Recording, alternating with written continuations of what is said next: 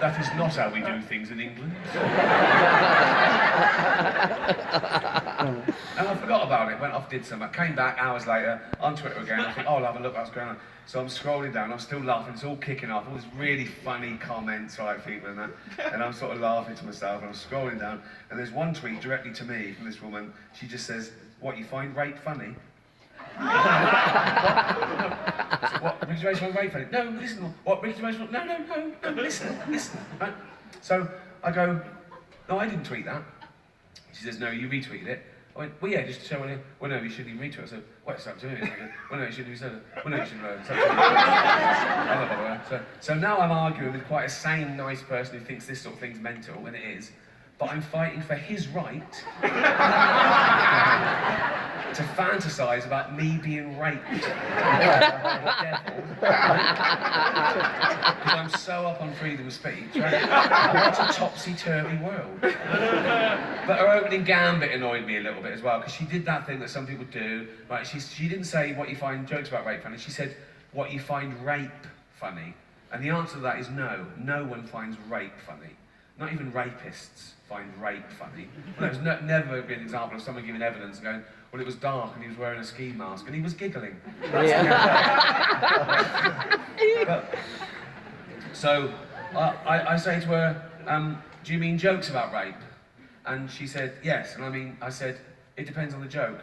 Fucking does. I go, it does. I said, it does. Of course it depends on the joke, it depends on the context, it depends on the target, right? And I said, what do you mean by a rape joke? And she said, even a joke with the word rape in is unacceptable. I said, that's ridiculous. I said, it's all about context. And so I tweeted a clip of me in the office going, I think there's been a rape up there, right?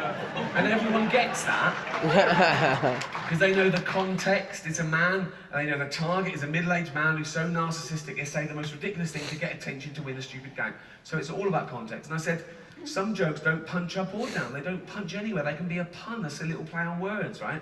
And the example I gave was a joke that went around when I was a kid, that even adults told. I'll tell it to you. It was, woman runs into a police station. She says, help, I've been raped. And the policeman said, do you mean raped? And she says, no, there was a bunch of them. That's a rape joke. That's a rape joke, okay? And I was saying, no, I agree with the principle. I don't like rape joke. I'd never tell a joke where it was nasty and the victim was the butt of the joke. That would be, no, but it depends on context. And some joke, and I started explaining it, and I quieted down, like, yeah, okay, yeah, you're right, it depends on context, depends on target. Some jokes are worse than others.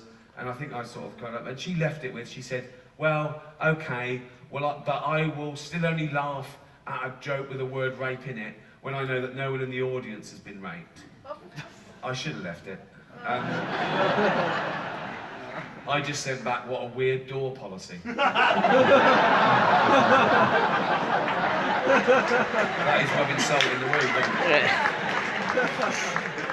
But, again, Twitter sums up that mentality of people who take everything personally. Even though it's not I'm tweeting. I'm not tweeting anyone, I'm just tweeting. People can be following me without me knowing about it, right? They can be following me without me knowing about it, choose to read my tweet, and then take that personally. That's like going into the town square and seeing a big notice board, right? Guitar lessons, and you go, I don't fucking want guitar lessons.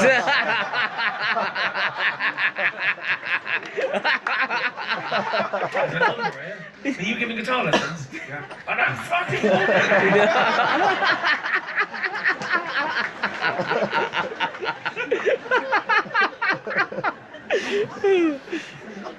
But I will say one thing in Twitter's favour. I use it as a marketing tool and for fun, like everyone else. But the great thing about it is, I'm really into sort of anti-animal cruelty. And the great thing about Twitter is, thank you.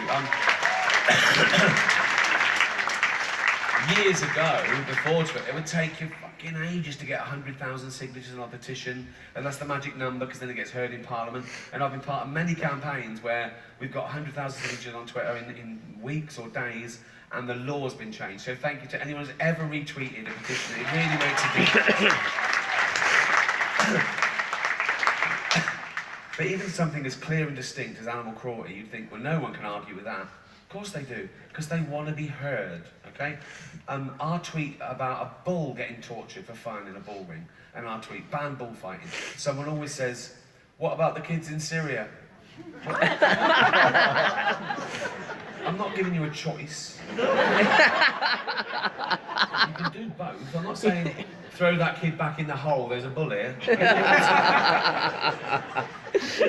And there's one thing I didn't want in my head that I learned through Twitter, actually, but it's around, so we need to deal with it. We need to be grown up. There's a thing in China called the Yulin Dog Meat Festival, and it's horrendous, yes, okay? And we send people and money to try and buy the dogs to save them to bring home, but it's a drop in the ocean because they eat tens of thousands, right? And I tweet about this, and I say why it's so bad, this thing. People don't read that. Knee-jerk, they say, racist. I go, what? They go, well, we eat pigs and cows in the West. I go, yeah, no, we do. Well, I don't, but I used to. And you're right, a pig is worth as much as a dog. Cow is not about the species. The reason why it's so bad is they torture the dogs first because they think it makes the meat taste better. They beat them, they blow torch them, they even skin them alive. And I saw this picture of this opening of this thing in China, and there was two guys skinning a dog alive. It was screaming in agony, and they were laughing, and I thought, oh my God, that's the worst thing I've ever seen. Can I tweet that? I thought, I've got to tweet it. So I tweeted the picture with a petition, and I just said, one beautiful creature and two ugly cunts skinning it alive. And it took off, and it retweeted and made press and everything. I got one tweet back from a woman that said, is that language necessary? I